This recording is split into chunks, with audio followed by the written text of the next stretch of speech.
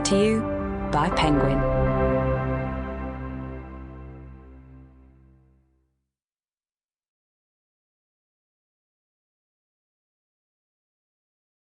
Bytes, written and read by Jeanette Winterson.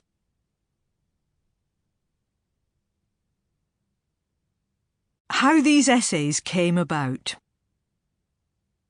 In 2009, 4 years after it was published, I read Ray Kurzweil's book, The Singularity is Near. It's an optimistic view of the future, a future that depends on computational technology. A future of super-intelligent machines. It's also a future where humans will transcend our present biological limits. I had to read the book twice, once for the sense and once for the detail. After that, just for my own interest, year in, year out, I started to track this future. And that meant a weekly read through New Scientist and Wired, the excellent technology pieces in the New York Times and the Atlantic, as well as following the money in the Economist and Financial Times. I picked up any new science and tech books that came out. But it wasn't enough for me. I felt I wasn't seeing the bigger picture. How did we get here? And where might we go? Now, I'm a storyteller by trade, and I know that everything that we do is a fiction until it's a fact. The dream of flying, the dream of space travel, the dream of speaking to someone instantly across time and space, the dream of not dying, or of returning. The dream of life forms, not human, but alongside the human. Other realms, other worlds.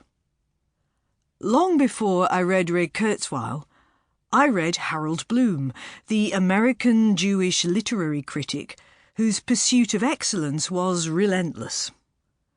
One of his more private books, in that he was unravelling something for himself, is called The Book of J, published in 1990, where Bloom looks at the earliest texts that were later redacted and varnished to become the Hebrew Bible.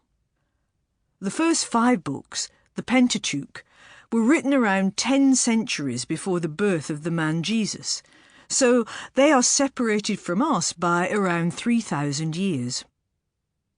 Bloom thinks that the author of those early texts was a woman, and Bloom was certainly no feminist. His arguments are persuasive, and it delights me that the most famous character in Western literature, God, the author of all, was himself authored by a woman. In the exploration of this story, Bloom offers his own translation of the blessing promised by Yahweh to Israel, but really the blessing any of us would want. And no, it isn't be fruitful and multiply. That's a command, not a blessing. It's this: more life into a time without boundaries. Isn't that what computing technology will offer?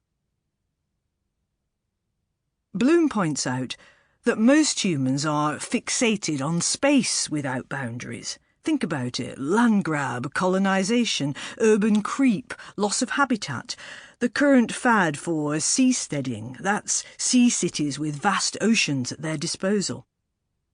And space itself, the go-to fascination of rich men: Richard Branson, Elon Musk, Jeff Bezos.